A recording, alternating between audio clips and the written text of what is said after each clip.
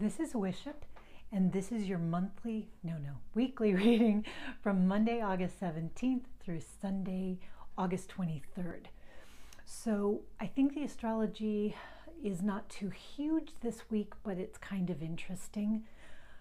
There are going to be a lot of things banging up against each other in strange little angles, and there's a lot of action from the asteroids. So if that's something that you're interested in, if you're interested in the way those play in, definitely consult the astrology this week. But the big thing is Saturn has moved direct in Scorpio, and at the end of this week it's going to be hitting squares with the Sun in Leo. So the Sun in Leo, with all that optimistic, outgoing, heart on your sleeve, let's go for it, expansive kind of energy, is going to be at odds with Saturn in Scorpio, that's still in that deep, get real kind of way. So you're going to be expanding on one side, redefining, creatively expressing yourself. And then on the other hand, there are going to be energies that pull you to continue to draw good boundaries, to continue to be really honest with yourself, ruthlessly so, if you need to. So I think that's going to be the energy later in the week that might create a little bit of tension. I think a lot of us have gone through some huge reevaluation, and that means that your list of priorities, your life priorities, have changed. And since that's the case, the kind of boundary drawing that you're doing with Saturn is probably different than it was, and the kind of things you're trying to expand that are top on your list may be different than they were. The other thing that's happening, Mercury is currently in Virgo, and Mercury rules Virgo, and Virgo is very practical. It's an earth sign, and so people think about it a lot with money and health. And that's great, but it's also everything you value. It is what you invest in, and not just invest your money, but invest your time, invest your love, invest your passion in. So the place where you really put your money where your mouth is, so to speak, that's what lives in the earth signs. So right now, Mercury is in that area. And among the asteroids, Juno is conjunct Mercury in that area. And Juno, if you're familiar, is this very faithful sign. She's the basically the wife of Zeus would be Hera, and the Roman version is Juno. Of Jupiter. And Juno is this character known for being faithful despite everything. Very strong, very faithful, very independent. You can think of her as sort of the iconic image of the Nine of Pentacles, of that woman who's very strong and independent. And so the fact that she's in Virgo, very practical, sitting there with Mercury, the great communicator, means that your new priorities may be something that you're ready to communicate, or that you end up kind of getting pushed into communicating.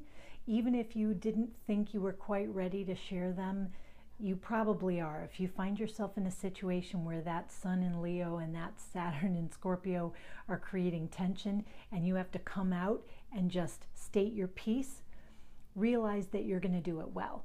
The I Ching for this week really reinforces this new discovery, we've been going through this death and rebirth cycle, and the new you has kind of come to pass, and you're still figuring out everything that's going to mean.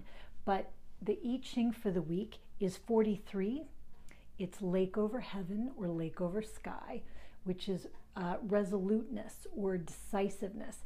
Now this is a pretty fierce looking guy, but the way I'm thinking of him is that is somebody who knows who he is. You can't talk him out of anything. He knows who he is, and that's what this card is all about. It says determination, no compromises, unwavering focus, inner resolve, integrity, a test of character, and self-examination. As far as I can tell, let me see if I can get this in any better focus. This is what you've been doing, is refining your new character. And now you know who that is. So even if there's a little bit of pressure this week as you're trying to make all these new things flow through the rest of your life, right? It changed on the inside first, and now that cauldron is spilling over, and those changes are percolating through the rest of your life. You just have to keep knowing who you are. Keep remembering all the work you did to get here, and realize that you have the energies on your side this week that are really going to help that. If instead of thinking of the Sun and Saturn as being opposing forces trying to pull you apart, think of them as contributors. Each one of them, is in your corner, and they each have something to offer. The Sun knows when it's right to be enthusiastic, and Saturn knows when it's right to cut bait with things. And if you lean on each of them at the time that you need that kind of energy, you have the best of all possible worlds. So that is a way to think of a square as not necessarily having to be a terrible opposition, but as an opportunity to use the entire range, the entire spectrum, because you are at the center. This character is at the center of the fulcrum. You decide.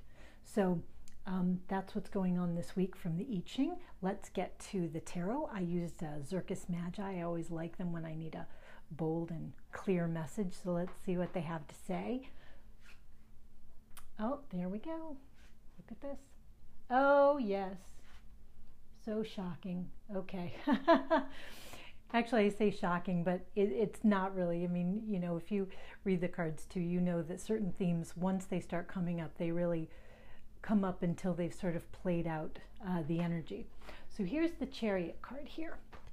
And I want you to notice that this card is 43, which adds up to 7, which is a number of, sort of spiritual attainment. The Chariot tends to mean you're taking that spiritual responsibility, that responsibility for who you are, and you're taking it out into the world. So the Chariot in reverse tells me that there may be a little reticence on your part. You don't feel quite ready to take it out into the world. You know who you are, but you're maybe not quite ready to take it out on the town. Even though, oh, and I dropped the card. Ow! And then I hit my head on the way down to get it. So classic.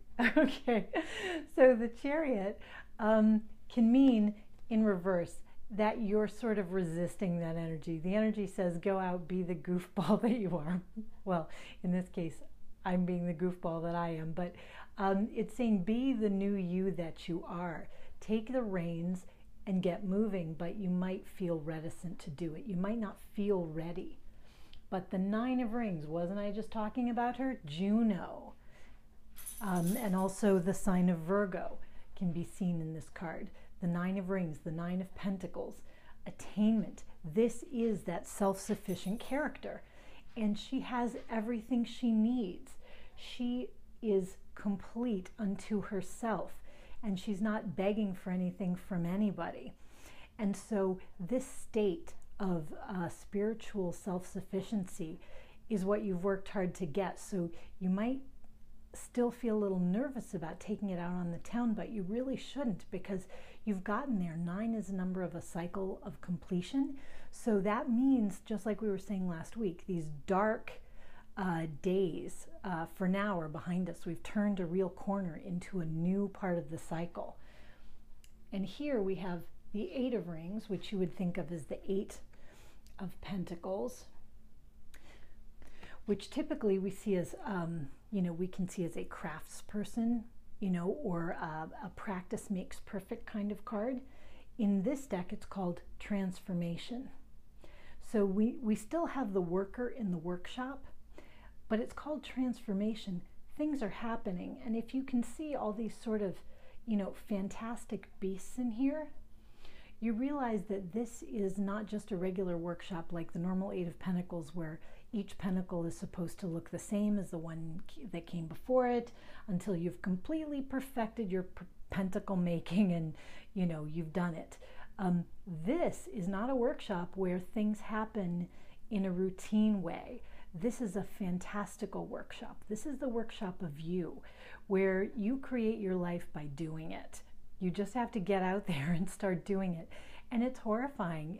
If you have a lot of earth sign in your chart, or you just are that kind of person that you know that you like to have a plan and you like to feel organized and you like to have all your ducks in a row, this energy is pushing you before you're ready.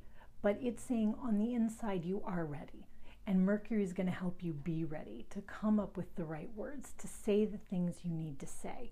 You will be able to do it, but your workshop is going to have to be a place of wonders that can change all the time, that can be very dynamic. Here we've got the swan, the pig, the lion. You know, this particular workman is facing new changes all the time, and that is transformative. And so for all of us, we have to, you know, get brave. If we're not feeling quite as brave as we think of the chariot rider as being, it's time to try, at least try, to make affirmations of faith in yourself, to realize I have what I need. Even if my mind thinks I'm not ready, the rest of me is ready. And the universe completely thinks you're ready. The universe is raring to see you get going. So let's pull the last oracle card for the week. This is from the Colette Baron Reid Enchanted Map Oracle. And here's what we get. Follow the leader. Okay. Follow the leader, actually, it's kind of funny. It's a little bit of an oxymoronic statement. No offense to Ms. Reid, this is how she writes it. Follow the leader actually means it's time for you to lead. You see this clock in the tree. If you can see that, I hope that you can. Let me see if I can get the focus. There's a clock in the tree, and the tree has sort of autumn leaves. The season has come for you to lead.